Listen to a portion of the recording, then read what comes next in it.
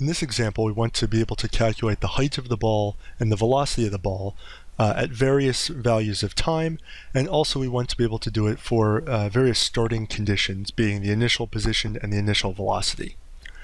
So where we can start on this one is I'm going to make a function to calculate the height, and then I'll later add the velocity to that. So again, I'm going to make a new function like we did in the previous example. And at first, I just want my function to give me the height of the ball. I'm going to call this L02 underscore EX1 for lecture 2 example 1. And I'm going to have this take actually 3 arguments: my initial position, my initial velocity, and my time.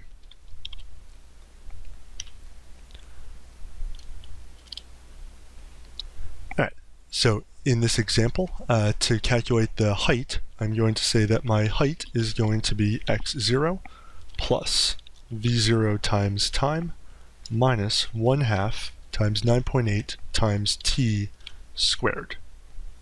And I'll suppress that and hit return.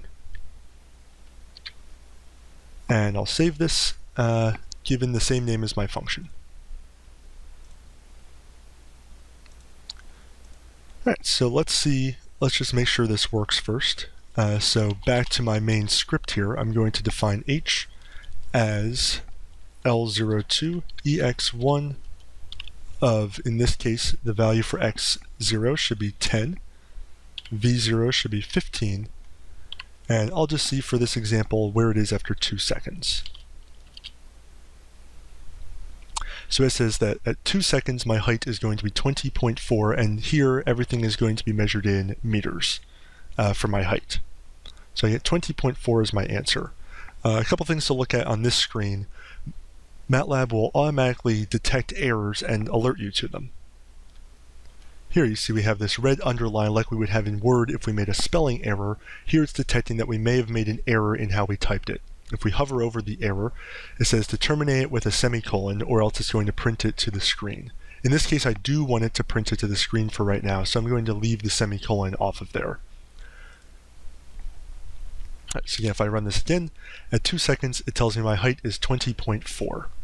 Now in the first part of this, I want to know what the height of my ball is over a varying range of time, not just one time stamp, which in this case would be 2 seconds. So let's say I let it go, and I want to track what happens over, we'll start with 3 seconds here. So let me actually go up here and start defining some of these values that I'm going to put into my function. So I'm going to define t as a linear space between, I'll just start for this example at 3 seconds, and I'm going to use 100 points in between. And now down here for my function, I'm going to use x0, v0, and my time t. Now notice here that x0 is a scalar, v0 is a scalar, and t is a vector. So my goal is, I want for every time, I want to know what the height of the ball is at that particular time. So if I try to run this, you'll see it gives me an error. It gives me this red text here. Something didn't work correctly. Now you can use this information to hopefully fix your errors, which undoubtedly are going to happen as you're making your program. So if we see where it's giving me the error here, it's an error with using the exponent, or the caret. It's telling me that there's an error in my function, L02 underscore EX1 line 3. Now if I click this, it usually will take me right to where this error is taking place. Now if we see how this is written, I have a scalar times a vector, that's okay. But here for the 9.8 times t squared, the way I'm trying to use my function here, originally it worked because I only gave t as a scalar quantity, but in this part I'm trying to use it as a vector. So I have to make sure that I'm using the dot caret here to exponentiate my value of t. I want to make sure I save my function. So I've changed it, and now if I go back and I try to run this, we see that it does work because the t as a vector is being used correctly in my function now. So now I have 100 values of h, and I have 100 values of t. And now I can keep going in my script. I want to plot my time versus my height. And I'm going to suppress this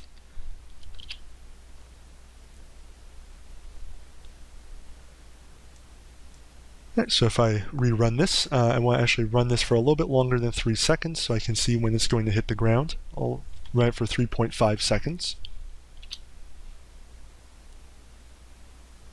Still not quite there. Just run it for 4 seconds.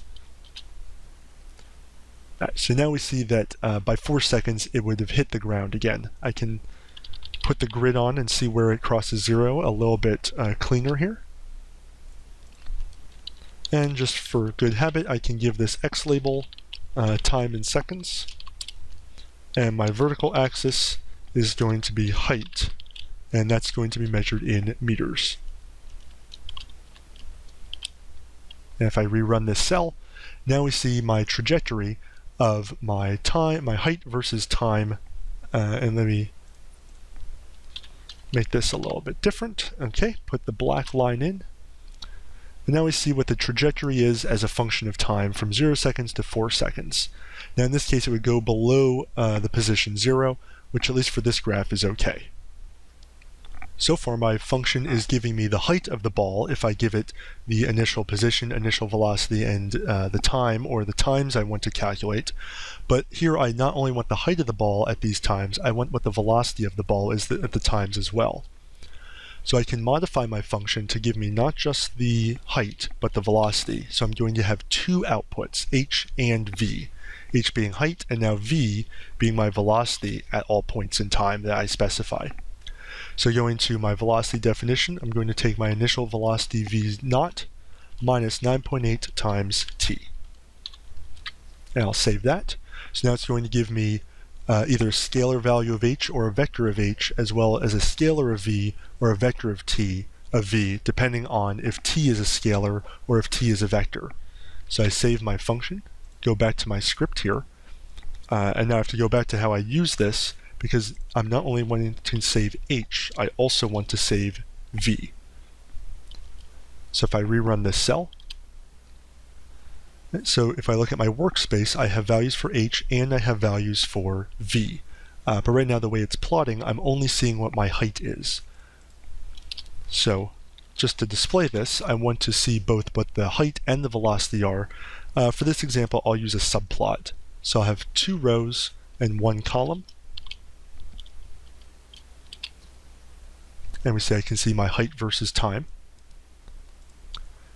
And I also want to plot below that the velocity of my ball.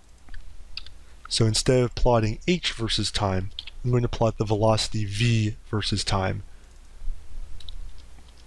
And this will be the velocity as measured in meters per second. And if I rerun this cell now, we see I have a plot of my height versus time and my velocity versus time. And I can see if I just am interested in picking off points in time, I can use that data cursor or various other methods to see what the value is on the plot of, say, the velocity at 5.1 seconds, etc. Or I can measure what the height is according to my plot at various spots as well.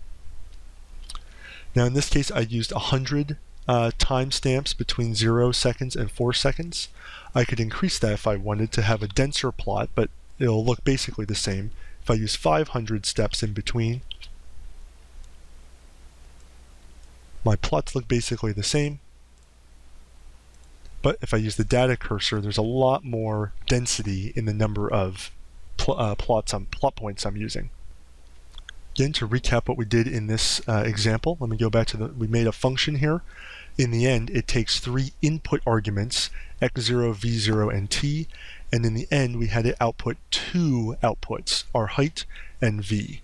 So again, our function L02 underscore ex1 takes these 3 inputs, does calculations to them, and gives us out 2 outputs in our function. Going to the script, we use this with a vector t, and I just use a scalar input of x naught and a scalar input of v naught. And then I came down here and calculated my heights and my velocities at all the values of t that I have specified between 0 seconds and 4 seconds.